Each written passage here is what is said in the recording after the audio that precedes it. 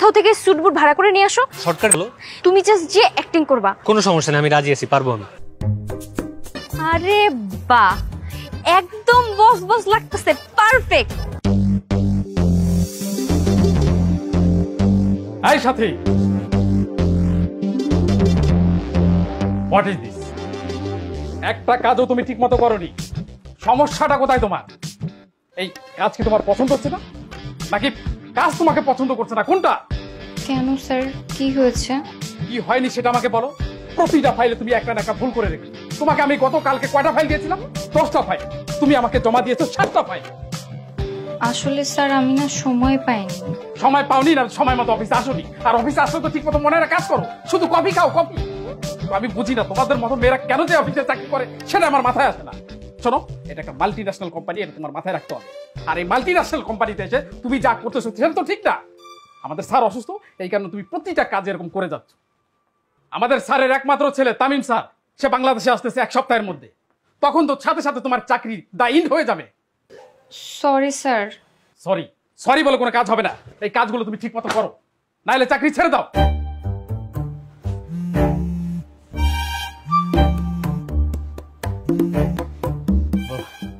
Sir, আসসালামু আলাইকুম sir. হ্যাঁ খায়রুল সাহেব, কেমন আছেন? জি স্যার, ফাইন, ভালো আছি স্যার। আপনি কেমন আছেন স্যার? হ্যাঁ আলহামদুলিল্লাহ, আমি ভালো আছি। আচ্ছা শুনেন, আমি আগামী সপ্তাহে দেশে আসতেছি, সো অফিসের সবাইকে একটু ইনফর্ম করে রাখবো। জি স্যার, অবশ্যই স্যার। তবে স্যার একটা কথা ছিল স্যার। জি বলুন। স্যার ওই যে যদি কষ্ট করে একটু মেলে আপনার একটা ছবি পাঠিয়ে দিতেন, মানে আমরা তো আপনাকে ওইভাবে কেউ চিনি না, বা এয়ারপোর্টে আপনি একটা ছবি পাঠিয়ে দিলে এয়ারপোর্ট থেকে আপনাকে রিসিভ করতে আমাদের জন্য খুব সহজ হতো স্যার। না ইটস ওকে, কোনো প্রবলেম নেই, আমাকে রিসিভ করতে আসতে হবে না, আমি একা একাই চলে আসতে পারবো। জি স্যার, জি স্যার, জি স্যার, আসসালামু আলাইকুম। হ্যাঁ, ওয়ালাইকুম আসসালাম, আল্লাহ হাফেজ। আসতেছে 1 সপ্তাহের মধ্যে।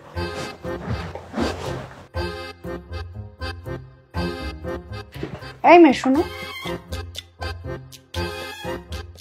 তুমি যে প্রত্যেকদিন বকা খাও, তোমার লজ্জা লাগে না? আগে কি কোথাও জব টপ করনি নাকি? না, এটাই আমার ফার্স্ট জব। আর শোনো, তামিম স্যারের অপমান সহ্য করে মরতে না চাইলে তাড়াতাড়ি অফিস ছেড়ে দাও।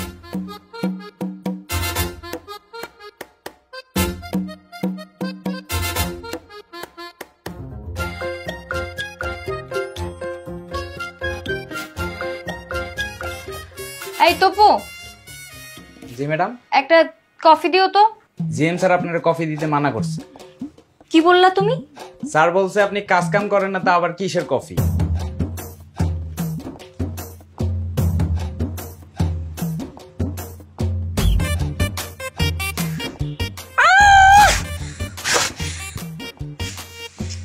আমার ভালো লাগতেছে না, অফিসে প্রত্যেকে আমার সাথে খারাপ ব্যবহার করতেছে। ইস, এই অফিসের বসের ছেলে যদি আমার বয়ফ্রেন্ড হইতো, তাইলে এই সবগুলোকে আমি উচিত শিক্ষা দিতাম একদম। একটু ইমাজিন করি, যদি বসের ছেলে আমার বয়ফ্রেন্ড হইতো, তাহলে আমি কি কি করতে পারতাম। আমি এখন সাথে সাথে ফোনটা হাতে নিয়ে তামিমকে একটা কল দিতাম।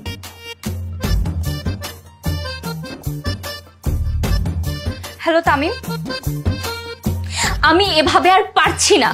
আর কতদিন তুমি আমাদের সম্পর্কে এভাবে লুকিয়ে রাখবা? হ্যাঁ, এভাবে হয় না। অফিসের প্রত্যেকে আমার সাথে খারাপ ব্যবহার করে, জিএম আমাকে বকাঝোকা করে, টিনা আমার সাথে খারাপ ব্যবহার করে, তপু আমাকে চা দিতে চায় না। এদের কত বড় সাহস! এরা কি জানে যে আমি তোমার গার্লফ্রেন্ড? হ্যাঁ, এরা যদি জানতো তাহলে এই সাহসটা পেত? আমি আর একদিন অপেক্ষা করতে পারবো না। তুমি দ্রুত চলে আসো। আর তুমি অফিসে এসেই সব স্টাফকে বের করে দিয়ে নতুন স্টাফ নিবা, আর সবাইকে বলে দিবা যে আমি তোমার ম্যাম,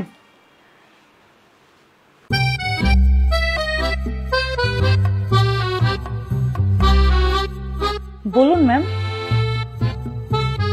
কি বলবো? আমি মাত্র যেটা শুনলাম, তামিম স্যার কি আসলেই আপনার বয়ফ্রেন্ড? আপনি আসলেই এখানে ছদ্মবেশে কাজ করছেন? ও, তুমি তাহলে সবটা শুনেই ফেলেছো। জি ম্যাম। হ্যাঁ, আসলে ঠিকই শুনেছো। আমার আর তামিমের আসলে অনেক দিনের রিলেশন, কিন্তু ও আমাকে এই ব্যাপারটা অফিসে গোপন রাখার জন্য বলেছে। কারণ হচ্ছে আমাকে এই অফিসের সব ইনফরমেশন ওকে দিতে হয়। সো আমি এই জন্য আমার পরিচয় গোপন করে সবকিছু ইনভেস্টিগেশন করছি আর কি। High hi ma'am, I am really very sorry.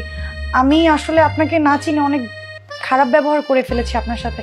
আমি আসলে আপনাকে চিনতে পারিনি ম্যাম। প্লিজ ম্যাম, আমাকে ক্ষমা করে দেন। ঠিক আছে, সমস্যা নেই, মাফ করে দিলাম। কিন্তু হ্যাঁ, এই ব্যাপারটা কিন্তু কাউকে বলবা না, এটা খুবই সিক্রেট। না না না, কাউকে বলবো না। হ্যাঁ, কাউকে বলার দরকার নেই আসলে। তবে হ্যাঁ, তুমি দুই একজনকে কিন্তু বলতেই পারো। আচ্ছা ম্যাম, আমি আসি তাহলে।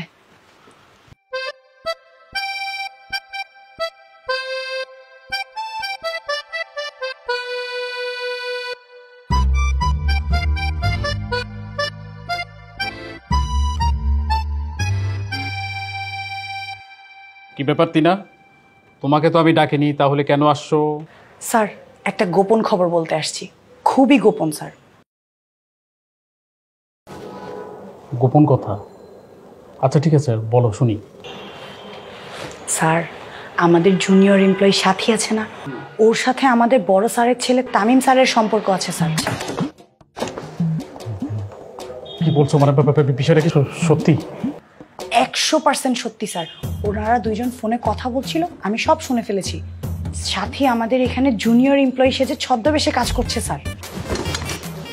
ও মাই গড, আমি আরো মানে ওর সাথে খুব বকাঝকা করেছি, এখন তো দেখতেছি আমার চাকরিটাই তাই হয়ে যাবে। এই এই কে কোথায় আছিস, আমাকে বাঁচা।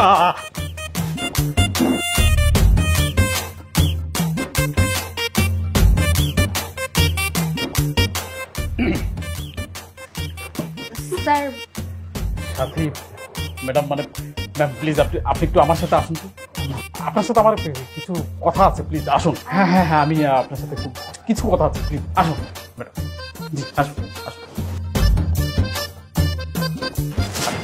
Please madam. আপনি এখানে বসুন ম্যাডাম, বসুন। এগুলা কি হচ্ছে স্যার? আমি তো কিছুই বুঝতে পারছি না। আপনি আমাকে স্যার কেন বলতেছেন ম্যাডাম? এটা তো আপনারই চেয়ার, আপনি তো এখানে বসবেন। এই যে এখানে অফিস আদালত যা আছে, এই যে আপনার চেয়ার, এই চেয়ারটা আপনার স্পেশাল চেয়ার ম্যাডাম।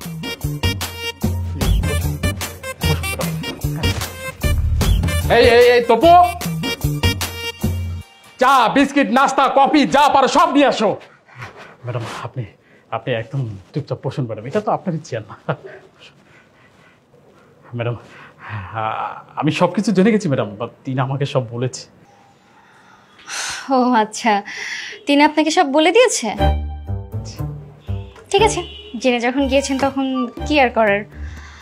কিন্তু একটা ব্যাপার, আপনাদের স্যার যেন এই বিষয়টা জানতে না পারেন, কারণ তামিম চাই ও দেশে এসে সবাইকে সারপ্রাইজ দিবে। সুতরাং সে যখন আপনাদেরকে বিষয়টা জানাবে, আপনারা সবাই একটু না জানার ভান করবেন, একটু অবাক হওয়ার এক্সপ্রেশন দিবেন, ঠিক আছে?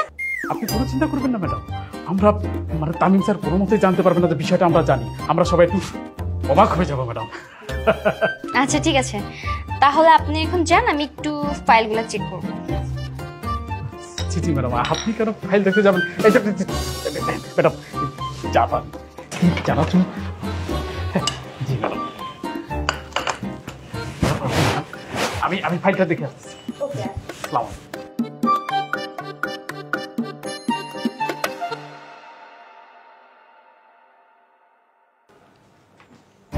আরে এটা তো ঘুরে জোস্ত।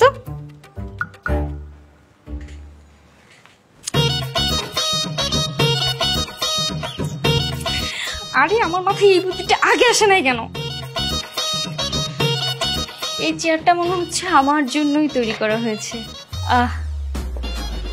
যাচ্ছে আমার সাথে। হ্যাঁ,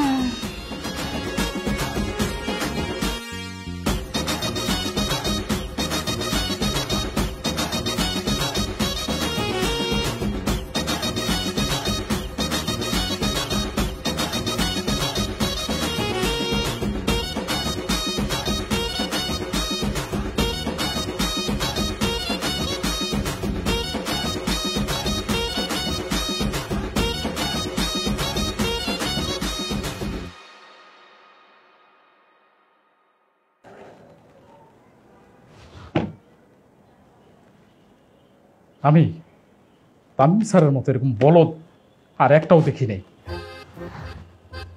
সামান্য একটা মেয়ের জন্য আমার নিজের চেয়ার ছেড়ে দিয়ে এখানে এসে বসতে হচ্ছে শুধু তামিম স্যারের সাথে একটা রিলেশন আছে বলে, না হলে এই মেয়েকে আমি কবে ছাড়াই করে দিতাম।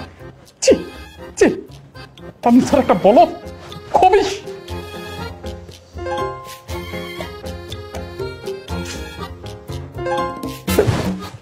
স্যারের ফোন। স্যার, আসসালামু আলাইকুম স্যার। জি খায়রুল সাহেব, অফিসের নতুন রুলসগুলো দেখলাম, খুবই চমৎকার। আইডিয়াগুলো কার? হ্যাঁ সবই তো সাথী ম্যাডাম ওনার।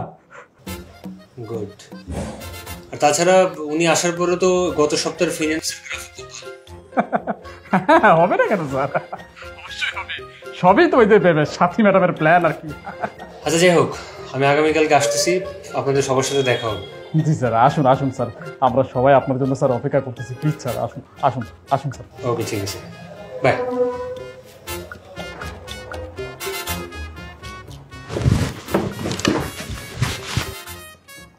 ম্যাডাম,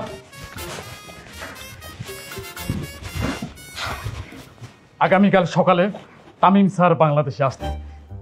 ম্যাডাম, আপনার কাছে আমার একটা রিকোয়েস্ট, তামিম স্যার যদি কালকে সকালে অফিসে আসে, আমার সম্পর্কে তামিম স্যার কাছে একটু সুনাম করবেন ম্যাডাম। আমি আমি আমি আপনাকে অনেক বকাঝকা করেছি, আপনার সাথে অনেক দুর্ব্যবহার করেছি ম্যাডাম, এগুলো আপনি মাথায় নেবেন না ম্যাডাম। সব কিছু ভুলে গিয়ে বা আপনি আপনি আমার সম্পর্কে একটু ভালো ব্যবহার করবেন ম্যাডাম। ম্যাডাম ম্যাডাম ম্যাডাম হ্যাঁ, কি যেন বলছিলেন? না, আমি বলছিলাম যে তামিম স্যার যদি কালকে সকালে অফিসে আসে, আমার সম্পর্কে একটু ভালো ভালো ব্যবহার করবেন। হ্যাঁ আচ্ছা মিস্টার খায়রুল, খায়রুল খায়রুল, জি খায়রুল, আপনার স্যার তো আগামীকালই আসছেন তাই না? জি মানে আগামীকালই তো, আপনি শিওর? হ্যাঁ, আগামীকালকে সকাল 10টার ফ্লাইটে উনি বাংলাদেশে এসে পৌঁছাবে। কেন, উনি আপনাকে কিছু বলেনি? হ্যাঁ হ্যাঁ, বলবে না কেন, কি যে বলেন না, আমি তোর একমাত্র গার্লফ্রেন্ড না? আমাকে তো গতকাল রাতেই বললো, জান মানে আমি পরশু আসছি, তোমার সাথে আমার দেখা হবে ইনশাল্লাহ। আর I am too much excited. তা তো হবেনি ম্যাডাম, আপনি শত হলো তো তামিম স্যারের একমাত্র গার্লফ্রেন্ড, তাই না? হ্যাঁ, আসলে এখন আপনার সামনে বসে থাকতে আমার অনেক বেশি লজ্জা লাগছে, বিশ্বাস করেন একটু লজ্জা লাগছে। আর শত হলো আপনি আমার কলিগ। আমি আসি, হ্যাঁ? ম্যাডাম, এগুলো আপনি কি বলছেন? আমার আসলে এখানে থাকাটা উচিত না, আপনি লজ্জা পাচ্ছেন। আমি আমি আমি কিভাবে এখানে থাকি? এখানে কোনো মতে আমার থাকা প্রয়োজন। Madam,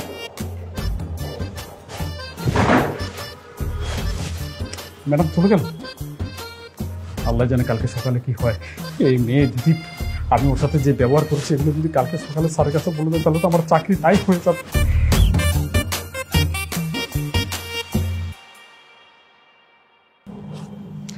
After so many years, my Danpa landed in Bangladesh. বন্ধু, বাংলাদেশের মাটির একটা আলাদা স্বাদ, একটা ঘ্রাণ আছে, ঠিক না? এটা ঠিক বলছিস বন্ধু, আমরা তো 7 দিনের জন্য বাংলাদেশে এসেছি, কিন্তু আমার মনে হচ্ছে 7 বছর এই বাংলাদেশে থেকে যায়। আমারও তাই ইচ্ছে করে, আমিও থেকে যাই এই দেশে, কিন্তু বাবা মায়ের জন্য আমার বিদেশে থাকতে হবে। তো তোর এবারে প্ল্যান কি? অফিস ভিজিট করে কি চলে যাবি, নাকি তোর আর কোনো কাজ আছে? আর একটা স্পেশাল কাজ আছে। স্পেশাল কাজটা কি? বাবা বলছে এই দেশের খুব সুন্দর আর সুশীল একটা মেয়ে দেখে বিয়ের জন্য সিলেক্ট করতে। তোর কি মনে হয় বাংলাদেশের মেয়ে কি এতই সস্তা? তুই 2 দিন বাংলাদেশে এসে তুই দেশের মেয়ে পড়িয়ে ফেলবি? সেটা সহজ নয় জানি, কিন্তু আমি পারবো। তুই জানিস না আমি কি জিনিস, মেয়ে পটানো আমার 1-2 এর ব্যাপার। তা অবশ্য ঠিক, তোর এই কোটিপতি গেট আপ আর তোর বাবার কোম্পানির নাম ভাঙিয়ে এমনি মেয়ে পটাতে পারবি। নিজের পরিচয় দেওয়া ছাড়াও সম্ভব। আমি একদম middle class Kalimuddi type get up নিয়েও মেয়ে পটাইতে পারবো। আসছে আমার রোমিও। বাংলাদেশের মেয়ে পটানো না অত সহজ নয়, এরা খুবই দ্রুত এবং খুবই চালাক। আচ্ছা, মানে তুই কি আমারে কোনোভাবে ইনডাইরেক্টলি চ্যালেঞ্জ দিতে চাস? চ্যালেঞ্জ তাই না? দাঁড়াও,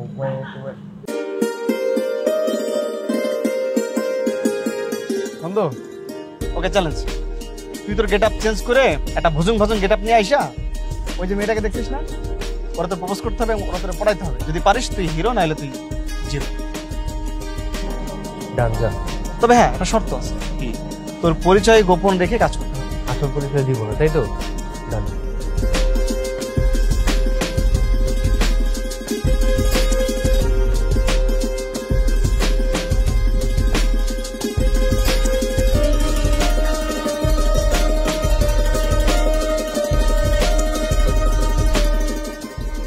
ইস, এই স্যারের ছেলেটা এখনই কেন আসতে হবে? মাত্র একটু বস বস ফিল নেওয়া শুরু করছি, ইচ্ছা করতেছে এটারে এয়ারপোর্ট থেকেই আমি কিডন্যাপ করে আবার আমেরিকাতে পাঠাই দেই।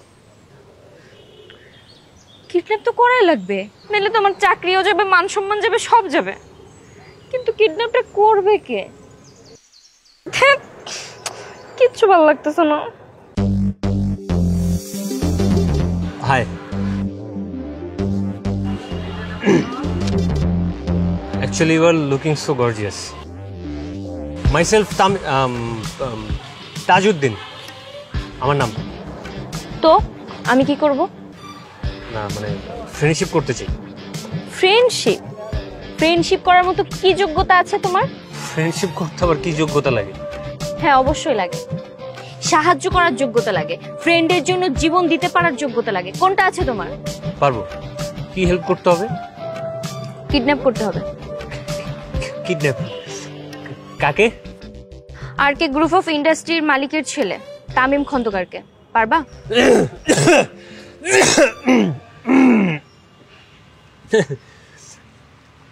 কেন? কেন? কেন মানে কি? মানে আর ওই ছেলেই কেন? তামিম খন্দকারই কেন? আমি কোনো কেন শুনতে চাই না। পারবা কি পারবা না, হ্যাঁ অথবা নাতে অ্যান্সার করবা। কিডন্যাপ তো? হ্যাঁ, এটা তো আমার জন্য বাহাতের খেলা। আমি কিডন্যাপ করে ফেলতে পারবো। আর কে গ্রুপ অফ ইন্ডাস্ট্রি মালিকের ছেলে তামিম খন্দকার, তাই তো মনে থাকবে, পারবো। তাহলে এত কথা না বলে যাও, এখন কাজটা শেষ করে আসো। হ্যাঁ যাই, কিডন্যাপ করতে হবে। আসি।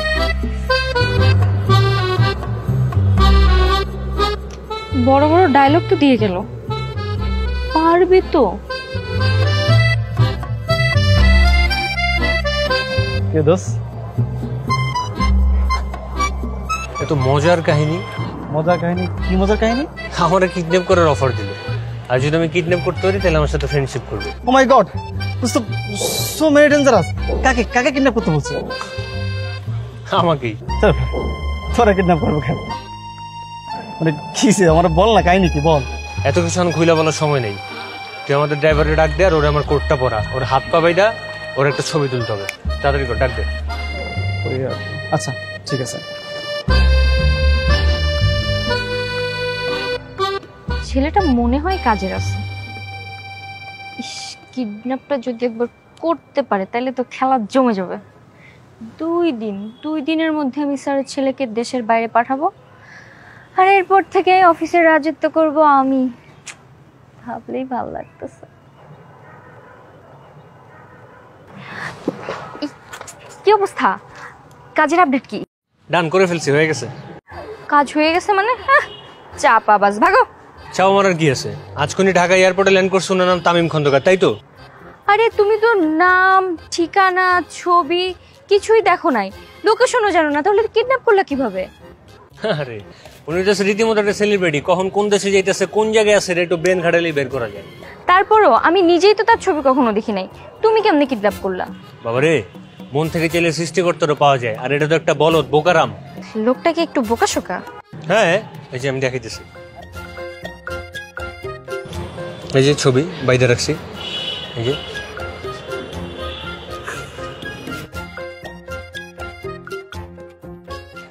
আচ্ছা আমার একটা কথা বলো তো, মানে উনারে কিডন্যাপ করে লাভটা কি হইলো?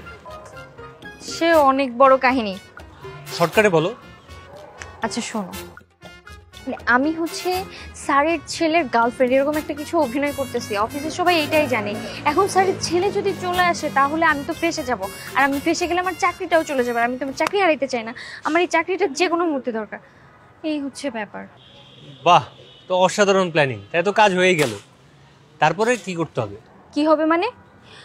স্যারের ছেলেকে 2 দিনের মধ্যে আমেরিকা পাঠাইতে হবে। শোনো, তুমি ওই ছেলেকে এমন ভয় দেখাবা যেন 2 দিনের মধ্যে ওইখান থেকে হাওয়া হয়ে যায়। আরও এই দেশ থেকে যাওয়ার পর ওখানে যে অফিস মেনটেন করুক, আমার কোনো অসুবিধা নেই, আমি এখান থেকে মেনটেন করব। বুঝতে পারছি। কিন্তু আরেকটা ঝামেলা আছে। আবার কি প্রবলেম? জিএম জানে যে আজকে বিকালেই স্যারের ছেলে অফিসে যাবে। এখন উনি যদি অফিসে না যায় তাহলে উনি তো চেয়ারম্যান স্যারকে ফোন দেবে, আর চেয়ারম্যান স্যার জানলে তো আরো বড় ঘাপলা হয়ে যাবে। তখন কি করব? তাহলে এখন উপায় কি? উপায় একটা আছে, যে কাউকে নকল তামিম সাজিয়ে আজকে অফিসে নিয়ে যেতে হবে। ছেলে তো আমি রাজি আছি, আমি পারবো। তুমি? হ্যাঁ তুমি পারবা। তুমি যদি একটু স্মার্ট হয়ে নিজেকে প্রেজেন্ট করো আর একটু ইংলিশে কথা বলতে পারো তাইলেই হবে। ইংলিশ, মারাঠি, তামিল, হিন্দি সব পারি আমি। ওকে ডান। তুমি যে পোশাক পরে আছো তাতেই চলবে, এর উপর কোনো রকম একটা কোথাও থেকে স্যুটবুট ভাড়া করে নিয়ে আসো, ভাড়ার টাকা আমি দিয়ে দেবো। হ্যাঁ, তুমি জাস্ট যে অ্যাক্টিং করবা, আর এর বিনিময়ে কিন্তু আমি তোমাকে 10,000 টাকাও দেবো। কোনো সমস্যা নেই, আমি রাজি আছি, পারবো আমি। আরেকটা কথা, স্যারের ছেলেকে বেঁধে রেখো না। হ্যাঁ, হাত পা খুলে দিও। শত হোক আমার স্যারের ছেলে, বুঝোই তো, একটু খারাপ তো লাগেই। একটা কাজ করবা, নিয়ে কোনো বাড়িতে নিয়ে যেয়ে তালাবদ্ধ করে রাখবা, আর মনে করে ফোনটা কেড়ে নিও। হ্যাঁ, ওকে ডান। আচ্ছা যাও তাহলে। একটা কথা, কিডন্যাপ করছি, তোমার কথা মতো সবকিছু করব, টাকা যেমন তেমন, কিন্তু আমাদের ফ্রেন্ডশিপের লেভেলটা কিন্তু অন্য একটা পর্যায়ে নিয়ে যেতে হবে। কোন লেভেল? সেটা না হয় পরে বলবো। আরে ঠিক আছে, পরে দেখা যাবে। এখন তুমি যাও তো বাবা, আগে কাজটা শেষ করো। ঠিক আছে, বাই।